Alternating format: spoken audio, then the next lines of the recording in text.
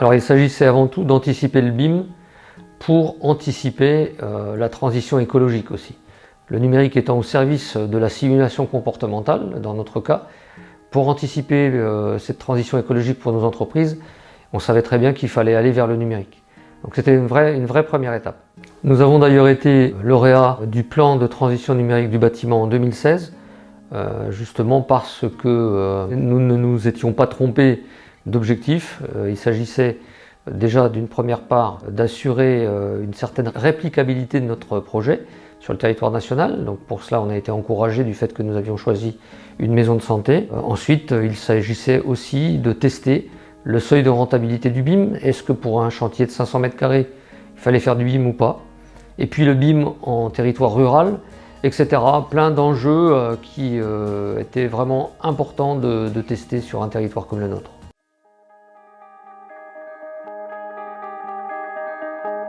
Alors, la création de la plateforme emploi compétences de la communauté de communes Couserans-Pyrénées était primordiale puisqu'il fallait tout de même pouvoir faire l'interface entre le projet de maison de santé et puis le projet de montée en compétences. Ensuite, le partenariat pédagogique avec le lycée Bergès qui a joué un rôle finalement d'assistance à maîtrise d'ouvrage bénévole. Ça, c'était vraiment des éléments essentiels. Ensuite, il s'agissait vraiment de mettre l'expérimentation BIM dans un contexte réel, opérationnel, un contexte de production. Donc nous n'avons rien lâché sur cet objectif-là, et puisque l'objectif était la montée en compétence de tous ensemble, du début à la fin, quel que soit le public, l'acteur. Donc ça, c'était une condition importante pour faire en sorte qu'on puisse vraiment observer ce qui se passait dans cette expérimentation.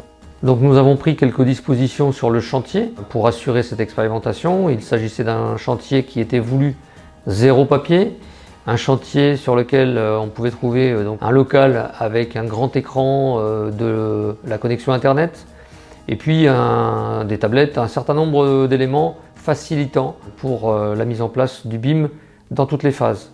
Et bien évidemment, du fait de la taille du projet, il fallait absolument minimiser au maximum les frais, notamment les frais logiciels. Donc nous avons vraiment cherché des solutions open source et surtout des solutions grand public, gratuites.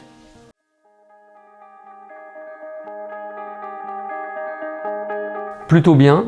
Rappelons que nous sommes en 2015, que nous faisons un chantier BIM souhaité de niveau 3 en termes de collaboration. C'est un chantier de 450 m².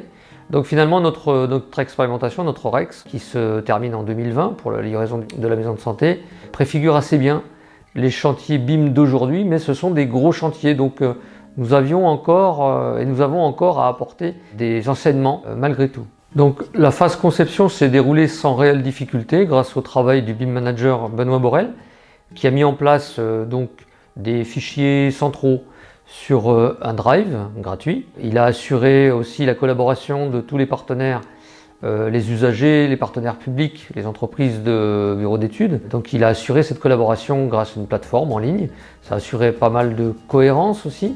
Sur les fichiers centraux, on avait une synchronisation quotidienne.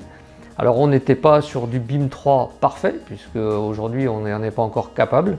Mais en tout cas, on tendait vers cette collaboration, ce niveau de collaboration. Il a aussi mis en place une convention BIM dès la phase d'esquisse qui a évolué du fait du projet expérimental et qui a permis une lecture définitive en phase DOE. La phase DCE a été assez révélatrice du quotidien des entreprises. Beaucoup d'entreprises ont répondu sans même s'apercevoir que le projet avait un volet BIM, par exemple. Alors ça a été un petit problème au début, mais comme nous avions prévu tous les accompagnements nécessaires en termes de formation, en termes d'outils, ça n'a pas été difficile pour elles de s'adapter. En phase de préparation à l'exécution, la mise en place du BIM a été plus problématique. Les PME ont choisi deux options, pour certaines de former du personnel à recruter donc, grâce aux formations du projet E3DC. Pour d'autres, elles ont choisi de sous-traiter au vu des difficultés et des délais, tout en s'appropriant le processus. Pour les petites entreprises, les très petites entreprises de moins de 10 salariés, évidemment c'était plus complexe et elles ont fait le choix d'engager le partenariat avec le lycée Bergès pour les modélisations. La phase de DOE s'est déroulée de la même manière et sur les mêmes principes. Nous avons maintenu le choix de faire une maquette par lot. Ça a été riche d'enseignements. Le résultat est très satisfaisant pour un chantier de cette taille. Nous avons d'ailleurs réalisé avec le lycée Bergès un scan laser 3D avec un nuage de points de la maison de santé pour juger de la qualité de la maquette obtenue.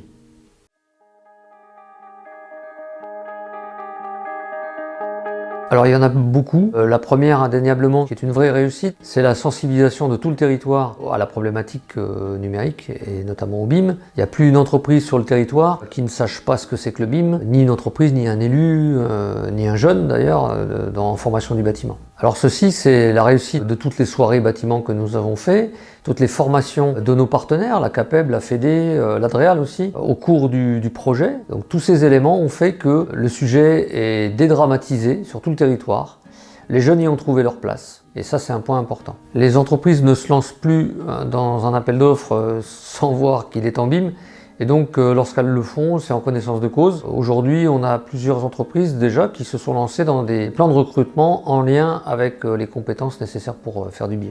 Du point de vue de la montée en compétences BIM, c'est aussi une grande réussite puisque tous les acteurs qui ont participé au projet ont effectué cette montée en compétences en situation réelle.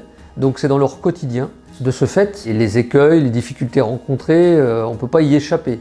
Donc c'est du temps de formation in situ qui n'est pas décalé, on n'a pas un temps de formation en dehors de son temps de travail opérationnel et donc il n'y a pas ce décalage, il n'y a pas cette obligation peut-être de revenir sur les connaissances acquises pour les mettre en application, elles le sont de fait et ça c'est du temps de gagner et de l'efficacité. Un constat un peu plus accablant est la question des outils numériques. Les logiciels ne sont pas prêts à ce que nous aurions aimé faire alors que les personnes le sont. En tout cas, la montée en compétence est possible. Donc, même sur un projet de 450 m², faire du BIM avec une ambition forte est possible si on a des outils plus simples. Donc, dans le bâtiment, il faut se mettre à coder. Il y a un vrai champ des possibles à investir et il y a certainement beaucoup d'emplois à créer. En phase de conception, nous avons tenté un BIM de niveau 3, bien sûr avec une synchronisation qui était quotidienne mais pas immédiate. Le niveau 3 n'est pas accessible encore à notre niveau pour un projet de 450 m² avec peu de budget de logiciel. Il nous faudrait des outils qui soient capables de nous donner des droits d'accès aux ouvrages dans une même maquette à distance. Et ça pour l'instant c'est très difficile de l'obtenir si ce n'est par une armada d'ingénieurs ou des outils très complexes. Sur un projet comme le nôtre, ça reste inaccessible. En phase de préparation à l'exécution, les petites entreprises ont été en difficulté du fait que ça reste très difficile de modéliser, de concaténer les bases de données, du fait qu'il y a très peu finalement encore de logiciels métiers pour espérer faire des maquettes qui correspondent au marché de travaux.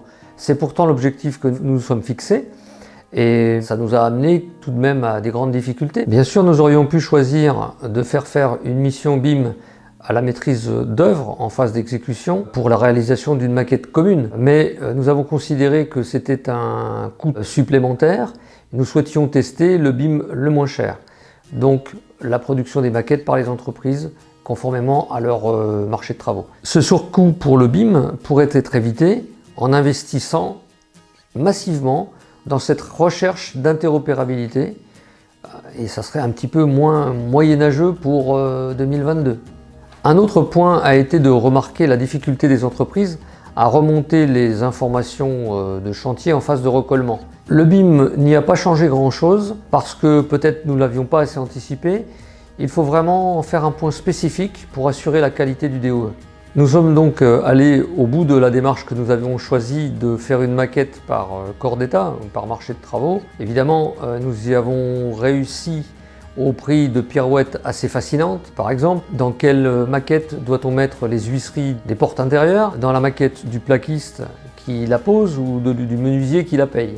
Et pour la peinture qui s'applique sur des ouvrages de corps de métiers différents, ça devient ridicule et inutile. Nous avons évidemment renoncé à faire une maquette finition. Un DOE classique a été rendu.